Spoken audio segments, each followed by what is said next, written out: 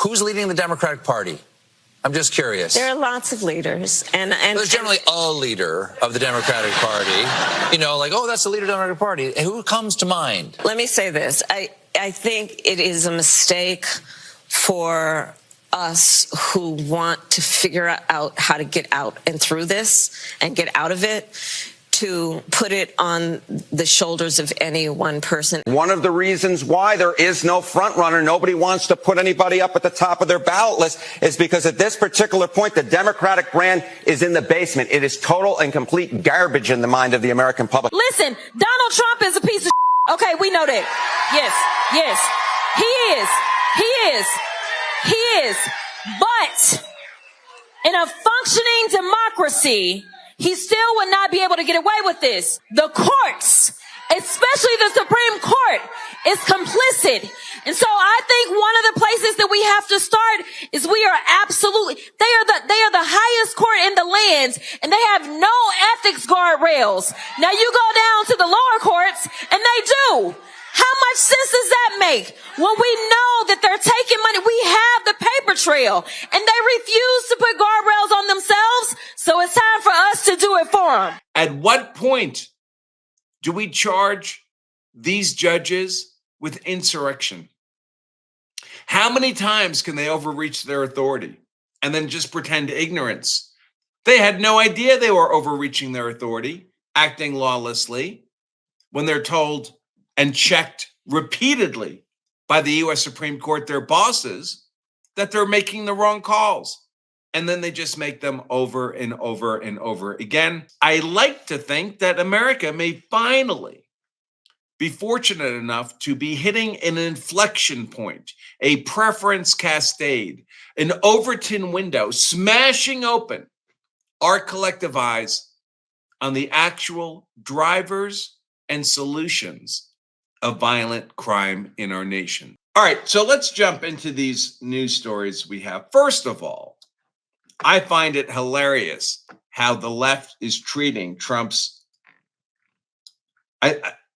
unrelenting series of wins in the federal courts once he gets outside the range of the Trump derangement syndrome, unelected, black-robed, tyrannical, inferior district trial court judges, most of whom are at the trial court level, a few of whom are in the Court of Appeals level.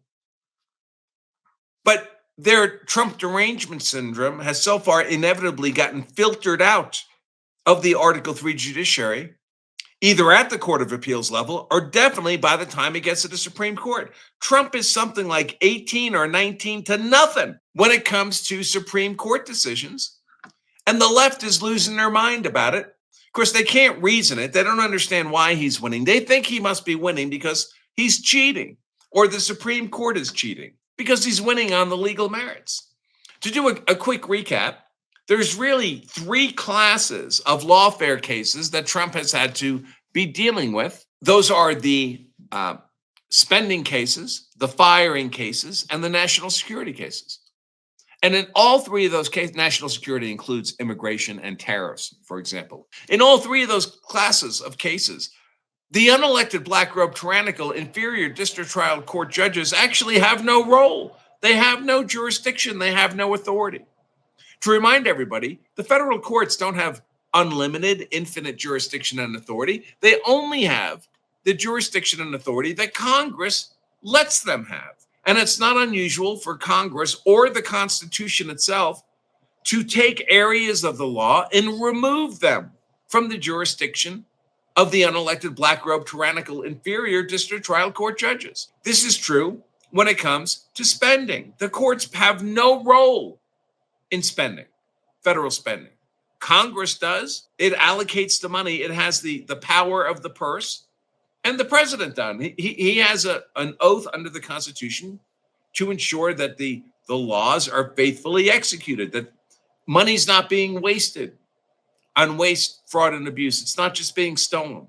But the courts have zero role. The courts don't have any role in spending, either policy-wise or in the actual carrying out of the spending. So in all these cases where all these organizations are suing because they're not getting the money from the federal government that they want, the federal courts have no role. If any court is going to have a role, it'll be the Court of Federal Claims, which is a specialized federal court specifically created by Congress to deal with contract claims against the government. So if you think the government owes you money because it's not honoring some contractual relationship, you have to go to the Court of Federal Claims. The federal district courts have no jurisdiction or authority there. So all the spending cases, all these federal courts you see saying Trump has to spend this much money or that much money, it's all bullshit. And that's why it gets reversed when it gets to the Supreme Court. So those are the spending cases. The next big bucket are the firing cases.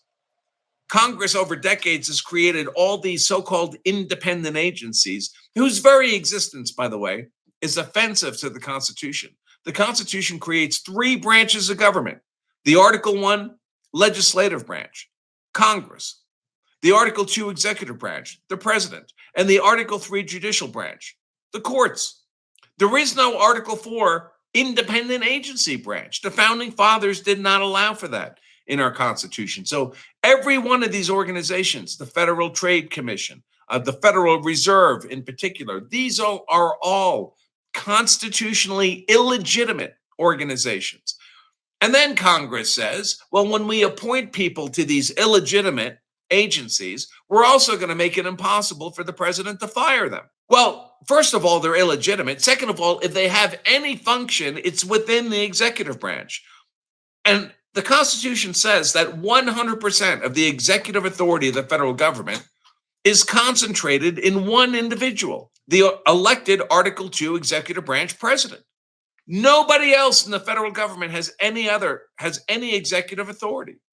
Now, of course, the president doesn't do everything himself.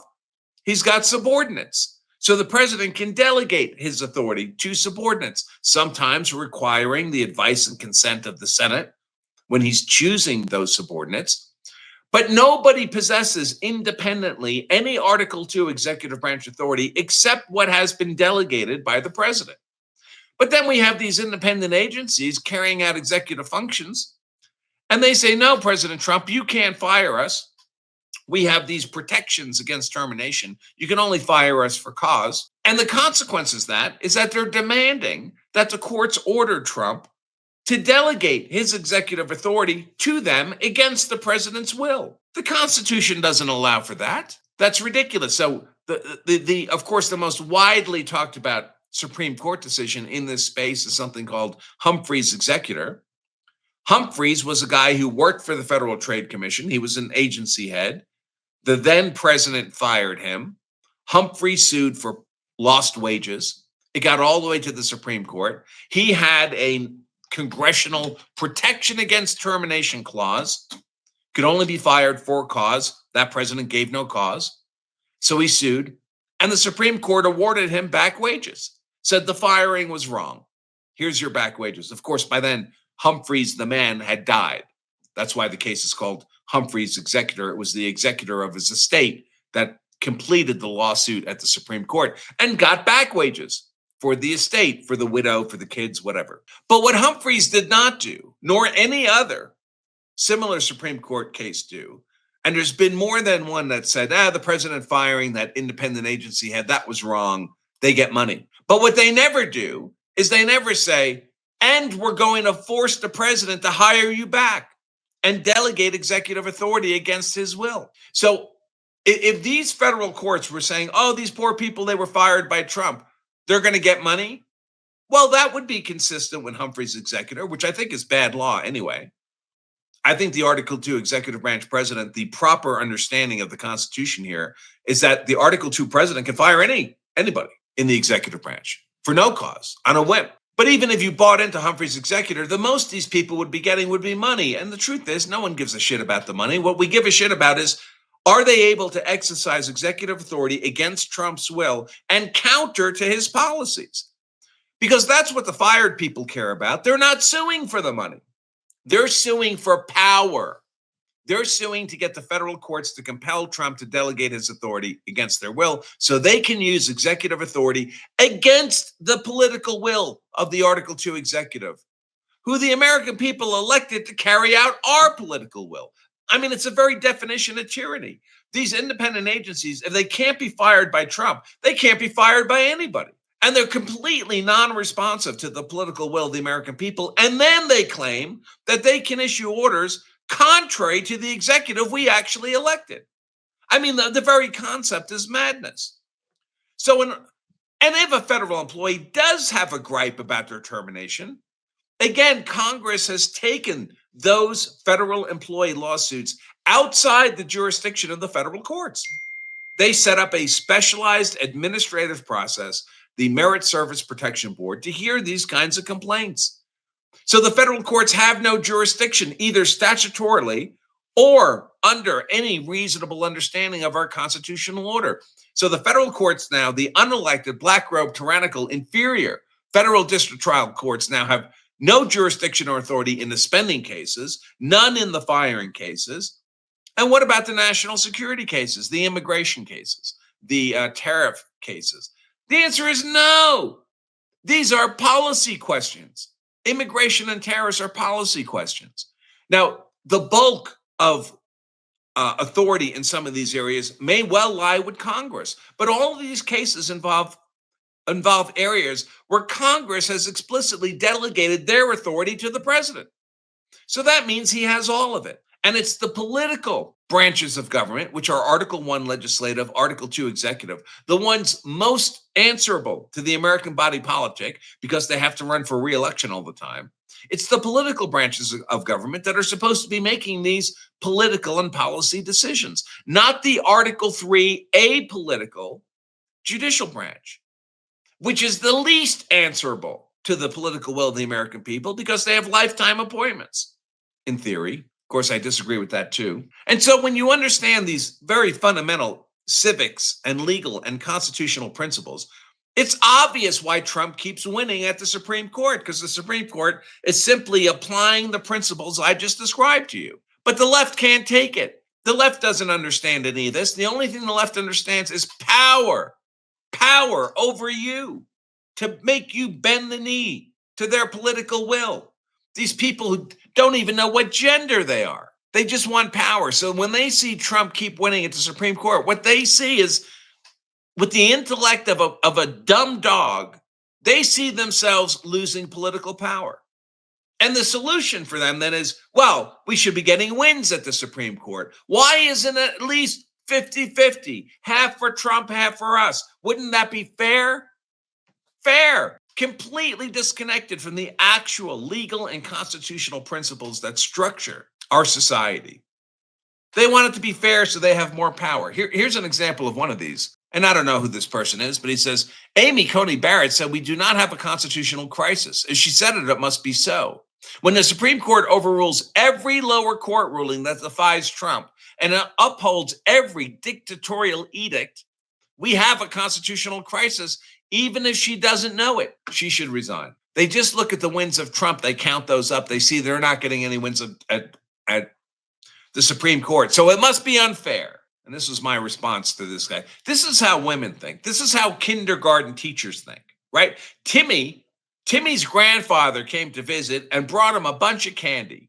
And Timmy brings his big bag of candy into school so he can eat it at lunchtime. And the kindergarten teacher looks at Timmy with his big bag of candy and says, well, Timmy, you're going to have to share that with the rest of the students.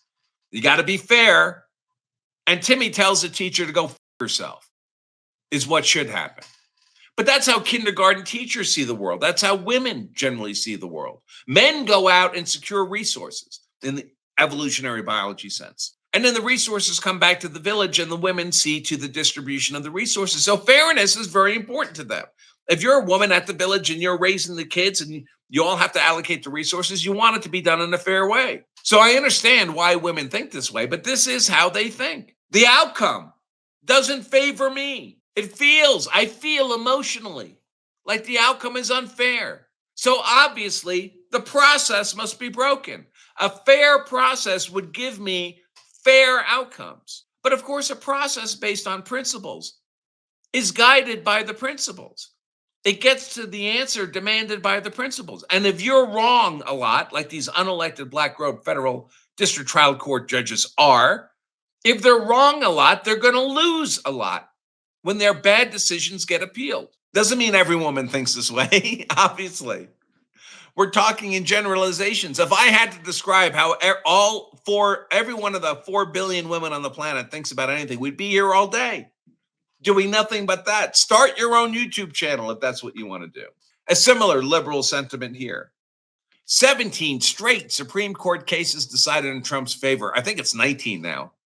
Surely an unbiased interpretation of our nation's laws by our finest and most objective legal scholars. See, he just can't take the score. Has he read any of these decisions? Does he understand how any of these legal and constitutional doctrines apply to the issues of the case? Of course not. He's just unhappy. He's unhappy that he's losing. I'm losing again. And I must have been tired when I typed this response, but I said, a non-moron would be asking why the unelected black-robed inferior district trial courts keep getting it wrong. Why do they why are they getting reversed? You can say that the system's not fair, or you can actually look at what's happening on the legal merits, on the constitutional merits. Because like this moron can only ask, why am I not getting my way? I mean, there's no facts there. There's no law. There's no reason. It's just estrogenic hysteria. And I love it. I love it when those people lose.